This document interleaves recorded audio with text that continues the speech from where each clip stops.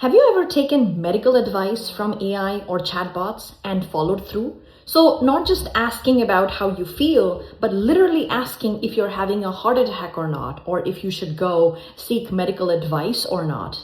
And if you have taken that advice, then this is the video where you stop, pause, understand why AI is giving you the advice that it is, and only use safe AI practices. The adoption of AI has soared up in 2026. But with that, unsafe usage, that means asking AI about medical questions, about legal questions, and if somebody should be taking a particular prescription or not, these are all unsafe practices. And today I am going to be showing you 5 don'ts with AI and also convert them to 5 do's. So what are some of the safe usages of AI versus some of the unsafe usages of AI? Now, this video stems from the fact that there was a recent litigation where a minister in Florida sued ChatGPT because he was almost getting heart murmurs, but ChatGPT asked him just to take a pause to rest and not go to the trauma center. Now, AI typically operates under 2 major principles. The first one is to do no harm. But on the other hand side, it is also not supposed to raise a huge amount of alarm for people to be flocking to the urgent care whenever they feel a little unsafe. So that's the reason why a lot of times you might see that AI is giving you a certain kind of advice just based off of your prior. So if you have used AI before and it's told you that, just take a rest, don't think about it, and it has worked, it's probably going to start doing that again for the next time. However, in medical situations, AI can never replace a medical professional. So in situations where you are looking for advice from professionals such as legal advice, such as medical advice, please, it is my earnest request to ask the right questions where you might just need the address of the nearest trauma center or the nearest medical professional, but do not take advice from ChatGPT because it is not a trained professional. So this is a 2-part video where in the first part, I tell you the 5 do's and don'ts. And in the second part, I literally explain to you what these principles are and why AI behaves a certain way, specifically around medical and around legal use cases, where there was this recent case around Nippon life insurance, which was disregarded just because of AI's influence on it. This is an expert in AI breaking down the principles of AI so you don't have to. If this is of interest to you, please like, share, subscribe, and even save this video so that the next time you're asking questions to AI chatbots, you know what safe usage really means. Let's get started.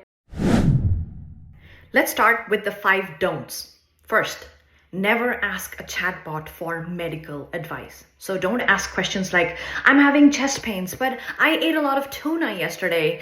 Should I go into the urgent care in order to check it out? Well, I'm just 50 years old. I've never had the symptoms before. Maybe it's not serious, but what do you think I should do? This is a wrong question. Never ask it. Right, please treat this as an emergency and get immediate medical help. Call 911 or have someone take you to the ER now. Do not try to decide on your own whether it's gas or food. That distinction isn't safe to make on symptom alone. If it is a heart attack, every minute matters. Number 2, do not ask legal advice from chatbots. I want to sue my landlord. He's just a really bad person, and he is saying that he's not going to return my security deposit money, and he's saying that I have to pay for all of the damages that I incurred, but I actually got the cleaners. The cleaners cleaned the whole house, but he's saying he's not going to return, and it's a $4,000. I need that money. Can you draft a legal document for me so that I can send it to him, and then I can submit that in the city so that I can sue my landlord? So I can't create a legal document to file or tell you that you have a strong claim. What I can do is help you write a clear demand letter to request the deposit back before filing. Do you like me to sketch a short template? It would briefly say when you moved out, mention the cleaning, and ask for an itemized list of deductions and the return of the balance. Instead of asking AI to draft legal documents, try this instead. Can you share some contact information of legal professionals who I can readily seek out and who will have time to see me on a Saturday? This is the right use of a chatbot where you can find the right people who can fit you in at your convenience. Number 3, My child doesn't listen to me at all. All the time he's bossy, he's not doing his homework. I'm worried that he's gonna flunk in his college. And sometimes I just think he's bipolar and I just don't know how to diagnose him. What are some things that I should say to him? This is a wrong usage of chatbots. Because here you have already made up your mind that your child is bipolar. Giving that information is like setting a wrong prior, and chatbots might actually rely on that and give you the wrong advice. I wouldn't jump to any diagnosis here. Those behaviors alone don't confirm any one condition. And I wouldn't recommend giving any medication without a proper professional evaluation. If you're concerned, then maybe start by having an open, non-judgmental conversation and, gently suggesting that they speak with a healthcare or mental health professional. Number 4. Never give personal information to AI. So you never say, hey, this is my driver's license and this is my passport. I want you to fill out my visa application because I want to travel to Sweden next month.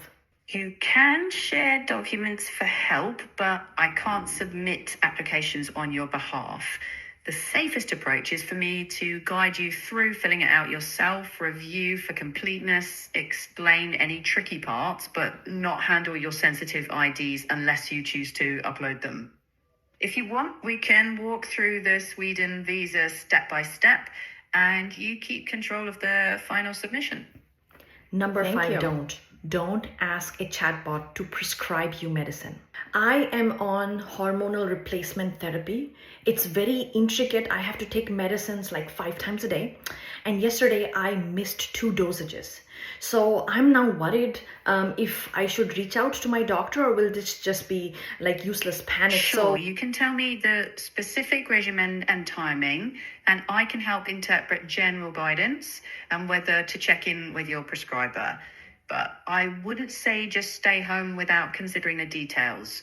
If you're having any concerning symptoms like severe weakness or fainting or chest pain or confusion, get urgent care. I hope now you know what not to ask AI, and watch out for the next video where I explain why.